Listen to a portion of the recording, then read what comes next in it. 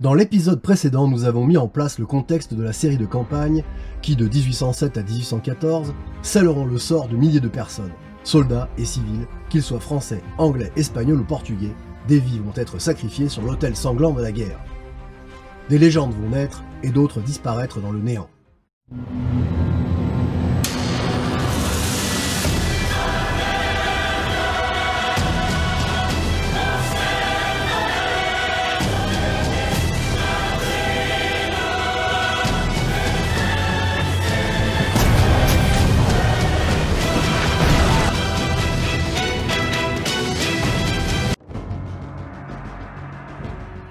À la suite de l'impétueuse invasion de Junot sur le Portugal, fin 1807, de nombreuses troupes françaises se sont engagées sur la péninsule ibérique et réparties en garnison dans différentes villes d'Espagne. Dès janvier 1808, environ 30 000 soldats sont ainsi installés, ce qui commence à inquiéter les Espagnols, mais pas Manuel Godoy et le parti pro-français, celui des Lumières. Cependant, des années de contestation anti-Godoy, une corruption avancée de l'armée et de l'administration ne vont pas jouer en la faveur du calme et de la sérénité. Bien au contraire, des courants sous-jacents pro-Ferdinand, le fils du roi sur lequel nous reviendrons, vont attiser les braises d'une insurrection populaire très tôt dans le conflit. Et c'est en mars 1808 que Murat, qui vient d'être nommé lieutenant général de l'empereur en Espagne le 20 février 1808, est en route pour Madrid. Pendant ce temps, la cour d'Espagne décide de fuir vers l'Andalousie. Le 18 mars, éclatent des émeutes populaires à Aranjuez, aussi appelée Révolution de Mars, fomentée par des nobles acquis à la cause du prince héritier Ferdinand. Sous la pression, Charles IV abdique en faveur de son fils qui devient Ferdinand VII. Mais ça ne durera pas longtemps. En avril 1808, Napoléon propose une rencontre à Bayonne pour résoudre le conflit entre le roi Charles IV d'Espagne et son fils Ferdinand VII. Napoléon, en fait, a pour dessein de les faire renoncer tout bonnement à la couronne d'Espagne. Ferdinand espère une reconnaissance de Napoléon. Il a même fait des avances dans le but de se rapprocher de l'empereur et de l'acquérir à sa cause. Godoy est là aussi, bien sûr, toujours. Charles IV, la reine et Ferdinand se disputent devant l'empereur, nous rapporte Marbeau. La reine aurait même frappé Ferdinand. Devant ce chaos, l'empereur ne s'en laisse pas compter. La couronne tombe dans les mains de l'Empire et c'est son frère Joseph qui devient roi d'Espagne après qu'il l'eut relevé de son royal mandat à Naples, aux grandes dames de celui-ci. Et c'est le 2 mai 1808 que la poudrière prend feu. Les Madrilènes se soulèvent contre l'armée française, le fameux Dos des Maillots, mais nous reviendrons sur cet événement dans le prochain épisode. Au Portugal, Junot a mené différentes mesures de réforme et va envoyer ce qu'il reste de l'armée portugaise se battre dans la Grande Armée. La Légion portugaise disparaîtra dans les glaces de la campagne de Russie en 1814. Il peut paraître étonnant pour nous que des soldats se battent pour d'autres pays, mais à cette époque, c'est monnaie courante et les armées de l'Empire sont constituées de troupes suisses, polonaises, italiennes ou encore de la jeune Confédération du Rhin. Il en va de même de l'Espagne, qui compte un corps suisse. Cette situation ne les rendait pas toujours très fiables et les désertions étaient fréquentes.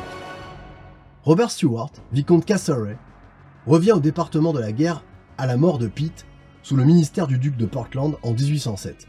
Il est l'artisan de l'engagement des troupes anglaises sur le continent pour faire face à la domination de Bonaparte. C'est l'adoption en 1808 de son plan de réorganisation de l'armée anglaise qui permet à l'Angleterre de disposer d'une force de projection efficace. Lorsque les Espagnols se révoltent, il est décidé d'envoyer sur la péninsule ibérique un corps expéditionnaire. Et c'est Castlereagh qui use de son influence pour que ce soit Arthur Wellesley qui commande. Une force qui était destinée à l'Amérique du Sud sera détournée pour débarquer dans la baie du Mondego, comme en témoigne le capitaine Leach du 95e régiment de fusiliers. Du 1er août 1808 au 5 août, ce sont environ 13 000 hommes sous les ordres d'Arthur Wellesley, le futur duc de Wellington, un militaire à l'époque mal considéré pour n'avoir commandé que des sipahis en Inde, qui débarque au Portugal. L'armée de Wellesley est dans un état précaire, ce qui va rendre les succès de celui-ci encore plus étonnants. Son corps d'armée était destiné initialement à l'Amérique du Sud. Il comprenait 9000 hommes, était composé quasi exclusivement d'infanterie à l'exception de 380 hommes du 20e Dragon léger et 15 canons, ainsi que 3 mortiers.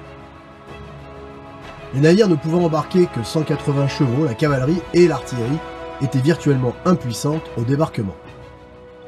Un débarquement, en ce début du 19e siècle, n'a rien à voir avec ce que l'on peut imaginer d'un débarquement moderne. Pas de barges d'assaut, pas de mitraillage et d'appui d'artillerie, mais aussi pas de défenseurs sur la plage. Comme l'explique Jonathan Leach du 95e, Ce sont plutôt les hauts fonds qui représentaient un danger, et le débarquement se faisait à l'aide de barques ou de barres. Imaginez l'état de ces hommes, des soldats d'infanterie qui, après plusieurs semaines en mer, se retrouvaient avec leurs équipements à débarquer sous le soleil implacable du Portugal au mois d'août, avec leurs sacs et leurs mousquets. John Patterson, jeune officier récemment appointé au 50e régiment de ligne, le 50th Regiment of Foot, se souvient dans ses mémoires. Dès que les embarcations portugaises, bondées de nos soldats, atteinrent les vagues écumantes et rapides du rivage, tous les rameurs tirèrent désespérément, nous lançant sur le sable d'une manière des plus cavalières. Nous dégringolâmes plus comme une cargaison de poissons qu'une charge de gentilshommes guerriers. Des chevaux et des soldats étourdis étaient tirés du ressac par des marins costauds. Des officiers criaient des ordres, luttant pour être entendus au-dessus du fracas et du tonnerre des vagues, et des hommes s'habillaient ou se séchaient à la hâte. La baie de Mondego avait été choisie après que Sir Arthur Wellesley eut devancé ses troupes pour reconnaître la situation. À la Corogne, il avait trouvé la junte espagnole locale peu disposée à laisser ses troupes atterrir sur le sol, et les plages portugaises plus proches de Lisbonne trop bien défendues par les troupes françaises pour risquer un débarquement. La baie de Mondego est également protégée par le fort de Figueira, sécurisé par la résistance portugaise locale, puis cédé à 400 marines britanniques. La force de Wellesley fut rejointe depuis Cadiz par 4000 hommes, 4 canons légers et 2 mortiers sous les ordres de Sir Ben Spencer. Ces troupes n'étaient pas mieux loties que celles de Wellesley, elles venaient de passer plusieurs mois à bord de transports en mer. Comparée aux troupes françaises, la force britannique sur le papier n'était pas déployée sous les meilleurs auspices. Par exemple, le 29e Regiment of Foot n'avait pas vu le feu depuis 9 ans. Ses alliés portugais n'étaient pas non plus dans leur meilleure forme. 1700 hommes, dont 270 cavaliers sans chevaux, furent mis sous les ordres du colonel Nicholas Trent. Le lieutenant Leslie du 29e décrit ses alliés comme n'ayant que peu ou pas d'uniforme. Simplement des vestes blanches, de grands chapeaux à large bord repliés sur le côté, certains ayant des plumes, d'autres pas, de sorte qu'ils avaient plutôt un aspect grotesque. Loin des coqs de combat des années suivantes, même le général Spencer les appelait des va-nu-pieds. Les Anglais faisaient face à de sérieux problèmes de logistique, et l'expérience du commandant britannique aux Indes lui rendit de grands services. Les Portugais étaient contents de recevoir les Anglais. Partout, on les accueillait au cri de « Viva !» et le clergé montrait l'exemple. Une semaine après son débarquement, Wellesley se dirigeait vers Lisbonne en suivant la côte.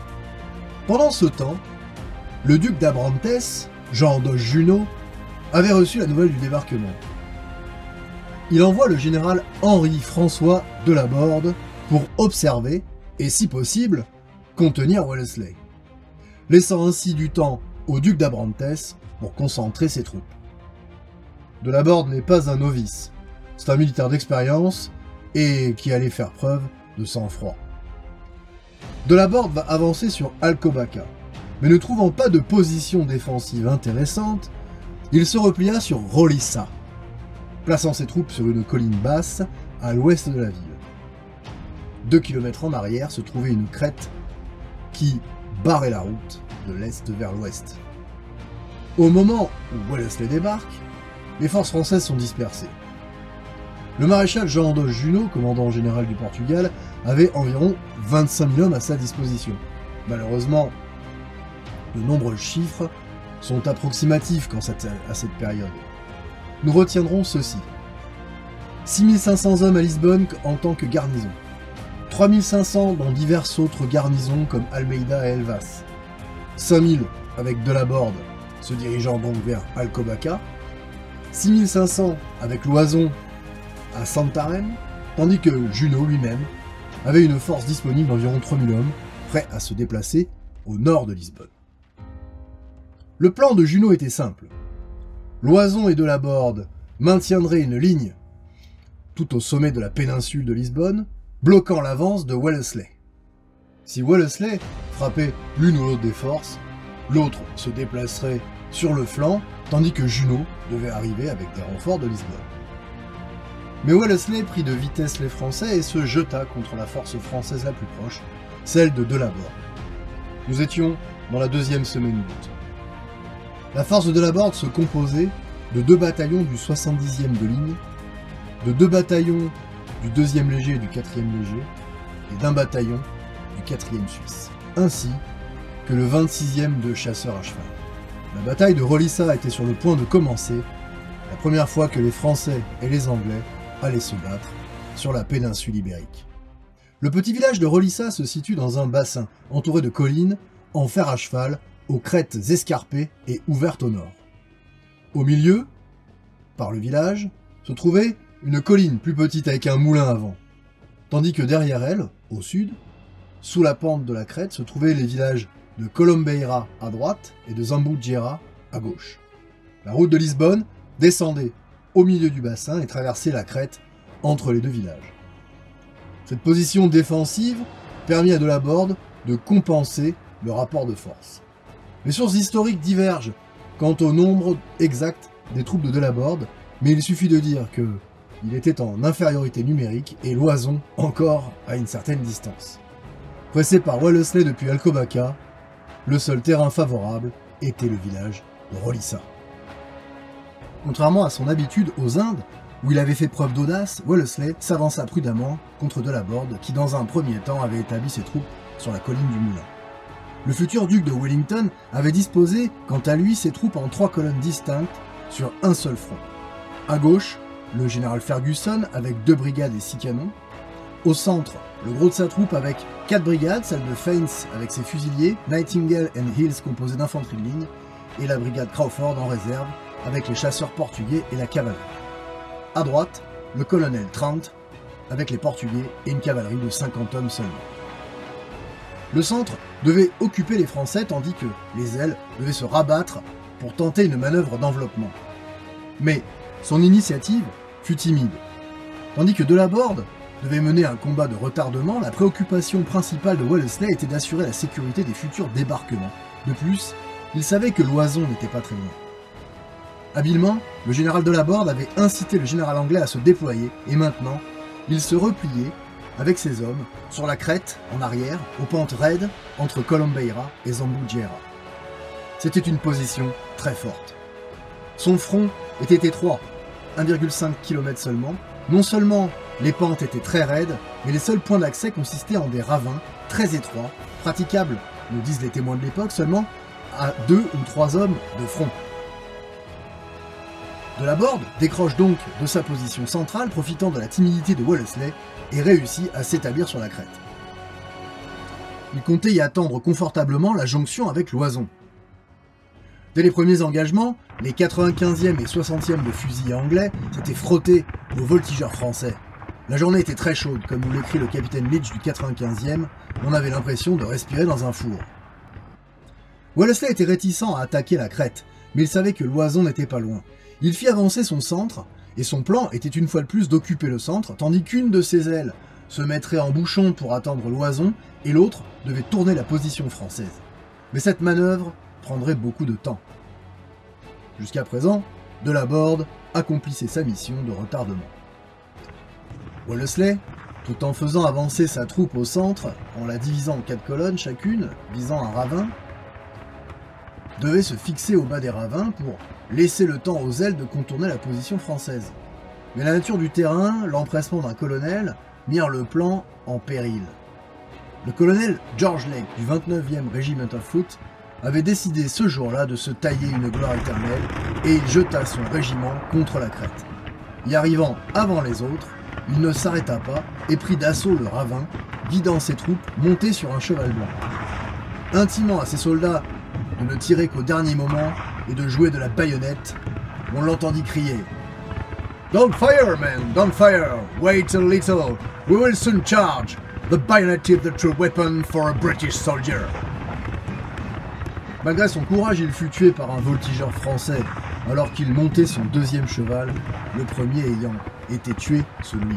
L'aile française chargea à ce moment-là et repoussa les Anglais au prix de nombreuses pertes.